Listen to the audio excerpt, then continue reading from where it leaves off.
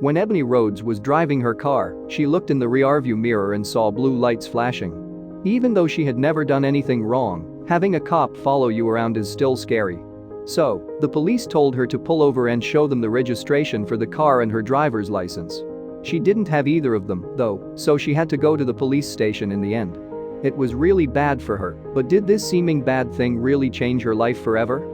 Jeff Jefferson, who is the deputy chief of the Atlanta Police Department, got a call from an officer that really shocked him. He told Jeff that the car was different from other cars.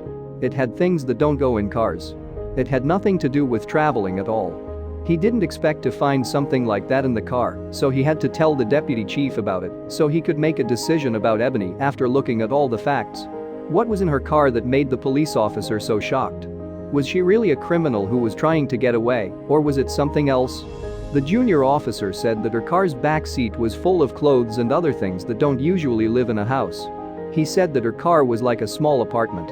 It looked like someone had moved the whole apartment into a car, but he didn't know why. Upon inquiring, she told Jeff that she was homeless and had no choice but to live in her old car, whose insurance had also run out a few months ago. But the next thing she said was even worse. She told you, Deputy Chief, that she was living on the streets and that she and her 4 kids were living in a car. Ebony told the police that her family had been living in her car, a Buick Regal, for the past 6 months. She also told Jeff that she was sick with a blood disease that made it impossible for her to keep working. She always took days off. Jeff felt bad when he heard about her situation and wanted to help her family. He told his wife, and together they changed everything for the poor family. He went home and started looking for ways to find a safe place for Ebony and her kids to live. He realized that he knew a woman who ran the shelter house and was willing to let Ebony and her children stay there. Ebony was glad to hear this because all of the shelters she had called before had turned her down. Jeff wanted to help this family in a long-term way, so he decided to get donations so they could live their lives without any problems. Many people gave money to the family to help them get out of their financial trouble.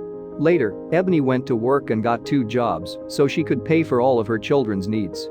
She worked hard and saved money to buy an apartment for her family.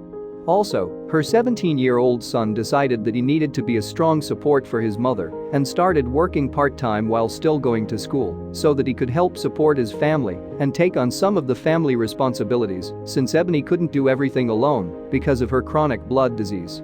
Now, Ebony and her family can live in a safe place. Our kids can finally live in the apartment without any problems. The kind deputy chief Jeff changed their whole lives by giving them a hand, so he deserves the credit for this good change. So you can see that there are many ways to get help.